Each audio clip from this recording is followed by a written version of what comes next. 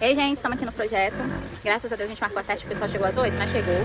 Meu esposo aqui, tadinho, ele tava responsável pelo portão, mas já tá aqui também, mexendo nas vigas. Nosso irmão aqui, Jailton. Aqui também coloquei um jovem. Ó, gente, se tem um jovem aí sem fazer nada, manda pra gente, que a gente tá precisando de jovem assim, ó.